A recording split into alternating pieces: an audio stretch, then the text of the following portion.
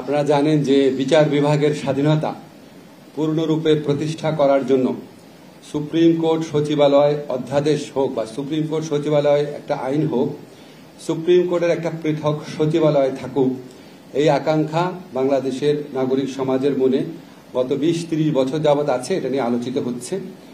অনেক political party অনেক আশ্বাস দিয়েছেন, অনেক কিছু বলেছেন, কিন্তু আলটিমেটলি আমরা এখন একটা ভালো জায়গায় আসতে পেরেছি। সুপ্রিম কোর্টের জন্য পৃথক সচিবালয় প্রতিষ্ঠা, এটা আমাদের বিচার বিভাগীয় সংস্কার কমিশনের সুপারিশে ছিল, জাতীয় ঐক্যমত্য কমিশনের সুপারিশে ছিল, এবং সেখানে এই প্রস্তাবে ঐক্যমত্য কমিশনের আলোচনায় অংশগ্রহণকারী সকল দল এটাতে সম্মত হয়েছে। সকল দল এটাতে একমত যে বিচার বিভাগের পূর্ণ স্বাধীনতা প্রতিষ্ঠা করার জন্য সুপ্রিম কোর্টের একটা পৃথক সচিবালয় রাখবে। তো পৃথক সচিবালয়ের একটা আইনের নীতিগত অনুমোদন আমরা এর আগে একটা উপদেষ্টা পরিষদের মিটিংয়ে করেছিলাম। আজকে আমাদের মাননীয় প্রধান উপদেষ্টার সভাপতিত্বে অনুষ্ঠিত উপদেষ্টা পরিষদের বৈঠকে এটা চূড়ান্তভাবে অনুমোদিত হয়েছে। তা আপনারা বলতে পারেন যে আজকে আমরা মাজদার হোসেনের মামলার যে রায় ছিল সেটার পরিপূর্ণ বাস্তবায়ন এবং বিচার বিভাগের স্বাধীনতা পরিপূর্ণরূপে প্রতিষ্ঠার যে শেষ ধাপ সেটা সম্পন্ন করলাম আইনগতভাবে। প্রশাসনিক কিছু ব্যাপার এখনো রয়ে যাবে, স্ট্যাবলিশ করা সচিবালয়, এটাকে ফাংশনাল করা। তো এখানে মূলত যে দুইটা ক্ষমতা দেওয়া হয়েছে, আমি শুধু সেটা বলি। প্রথমত হচ্ছে, আপনারা জানেন যে অধস্তন আদালত বা আমরা যে নিম্ন আদালত বলি, এই নিম্ন আদালতের যে কন্ট্রোল বা কন্ট্রোল এবং শৃঙ্খলা বর্তমান সংবিধান অনুযায়ী এটা হচ্ছে রাষ্ট্রপতির হাতে ন্যস্ত। রাষ্ট্রপতির হাতে ন্যস্ত মানে হচ্ছে প্রধানমন্ত্রী পরামর্শক্রমে করেন, প্রধানমন্ত্রীর পক্ষ থেকে আইন মন্ত্রণালয়ের কাজটা করেন।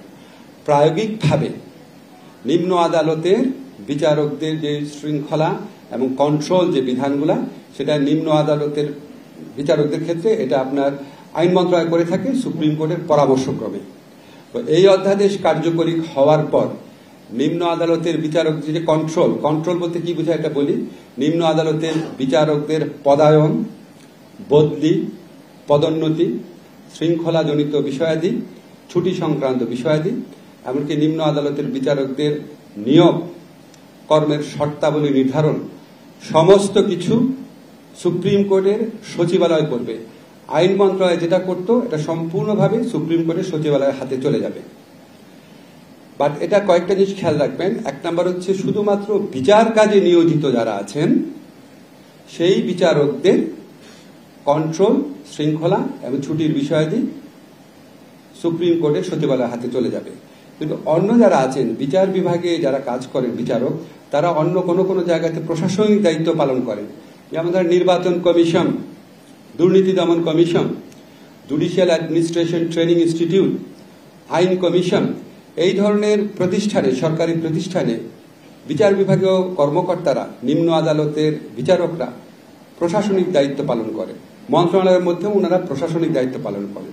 এই যে প্রশাসনিক দায়িত্ব নিম্ন আদালতের যে বিচারকরা পালন করবেন, ওনাদের কাজের শৃঙ্খলা, ছুটির বিষয়াদি, কন্ট্রোল, এটা কিন্তু আইন মন্ত্রণালয়ের হাতেই থাকবে। শুধুমাত্র নিম্ন আদালতের বিচারক যারা আছেন তাদের কন্ট্রোল, নিয়ন্ত্রণ, তত্ত্বাবধান, শৃঙ্খলা, ছুটিজনিত বিষয়াদি উচ্চ আদালতের হাতে চলে যাবে। উচ্চ আদালত তার সচিবালয়ের মাধ্যমে এই ক্ষমতা প্রয়োগ করবে। এটা পেছনে সবচেয়ে বড় কারণ হচ্ছে, আপনারা জানেন বিগত ফ্যাসিস্ট সরকার আমলে প্রচন্ডভাবে আমরা দেখেছি নিম্ন আদালতে যারা বিচারক থাকতেন তাদেরকে আইন মন্ত্রণালয় কন্ট্রোল করত। আইন মন্ত্রণালয়ের ইচ্ছায় নিম্ন আদালতের বিচারকরা জামিন দিবেন কি দিবেন না, সাজা দিবেন কি দিবেন না, এই ধরনের সিদ্ধান্ত নিতেন। এমন অনেক অভিযোগ আমরা শুনতাম, এমন অনেক কিছু আমরা দেখতাম। তো এই অবস্থার অবসান ঘটবে। এই অধ্যাদেশ পরিপূর্ণভাবে কার্যকর হওয়ার পর নিম্ন আদালতের বিচারকদের উপর আইন মন্ত্রণালয় তথা সরকারের আর কোনো কন্ট্রোল থাকবে না। সম্পূর্ণভাবে এটা উচ্চ আদালত তার সচিবালয়ের মাধ্যমে বিষয়গুলো দেখাশোনা করবে। বাট এটা এই মুহূর্তে এখনই কার্যকর হচ্ছে না, কারণ সচিবালয়টা প্রতিষ্ঠা করতে হবে, এটাকে ফাংশনিং করতে হবে। আমরা বিধান রেখেছি সচিবালয় সম্পূর্ণভাবে কার্যকরী হওয়ার পর সরকার সুপ্রিম কোর্টের সাথে পরামর্শক্রমে এই অধস্তন আদালতের বিচারকদের উপর তত্ত্বাবধান এবং অধস্তন আদালতের উপর তত্ত্বাবধান, নিয়ন্ত্রণ এবং শৃঙ্খলার বিষয়াদি উচ্চ আদালতের হাতে ন্যস্ত করা হবে। আশা করছি আমরা উচ্চ আদালতের সচিবালয় কয়েক মাসের মধ্যে সম্পূর্ণ কার্যকর হয়ে যাবে, গঠন করা হয়ে যাবে। এরপর থেকে নিম্ন আদালতের বিচারকদের নিয়ন্ত্রণ, তত্ত্বাবধান, শৃঙ্খলা এবং ছুটির বিষয়াদি সম্পূর্ণভাবে উচ্চ আদালতের সচিবালয়ের মাধ্যমে পরিচালিত হবে। সরকারের আর কোনো কন্ট্রোল থাকবে না। এটা হচ্ছে একটা আসপেক্ট। সেকেন্ড আসপেক্ট হচ্ছে উচ্চ আদালতের সচিবালয়ের মাধ্যমে নিম্ন আদালতের যে আর্থিক ব্যবস্থাপনা বা আর্থিক স্বাধীনতা সেটাও নিশ্চিত করা হয়েছে। এখানে আমরা কতগুলা বিধান করেছি। নাম্বার 1 বিধান হচ্ছে আদালতের, উচ্চ আদালতের বা নিম্ন আদালতের পুরা বিচার বিভাগের, সম্পূর্ণ বিচার বিভাগের উন্নয়ন বা সম্পূর্ণ উচ্চ আদালত বিচার বিভাগের আপনার যে কোনো ধরনের প্রকল্প গ্রহণ করার ক্ষেত্রে সচিবালয়ের নেতৃত্বে, উচ্চ আদালতের সচিবালয়ের নেতৃত্বে, সুপ্রিম কোর্টের সচিবালয়ের নেতৃত্বে একটা যাচাই বাছাই কমিটি থাকবে। যাচাই বাছাই কমিটি প্রকল্প গ্রহণ করবে। সেই প্রকল্প একটা কমিটির কাছে পাঠানো হবে পরামর্শের জন্য। সেই কমিটির প্রধান থাকবে উচ্চ আদালতের প্রধান বিচারপতির অনুমোদন বা সম্মতিতে, বা উনি যার নাম রেফার করবেন সেরকম একজন আপিল বিভাগের বিচারকের নেতৃত্বে একটা কমিটি থাকবে। সেই কমিটি যখন সুপারিশ করবে, সুপারিশ করার পর সুপারিশকৃত প্রকল্পের প্রাক্কলিত ব্যয় যদি 50 কোটি টাকা বা তার কম হয়, সেই ক্ষেত্রে প্রধান বিচারপতি এটা অনুমোদন করবেন, আর কারো অনুমোদনের প্রয়োজন হবে না। 50 কোটি টাকার যদি বেশি হয় তখন প্রধান বিচারপতি এটা পরিকল্পনা কমিশনের মাধ্যমে টেকনিকের সভায় উপস্থাপন করবেন।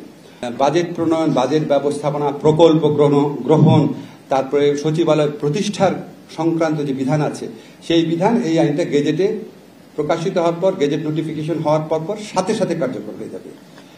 আর নিম্ন আদালতের বিচারকদের যে কন্ট্রোল শৃঙ্খলা, সেটা এই সচিবালয় প্রতিষ্ঠার কাজ সম্পূর্ণ হওয়ার পর আমরা সুপ্রিম কোর্টের সাথে পরামর্শক্রমে গেজেট নোটিফিকেশনের মাধ্যমে কার্যকর করব।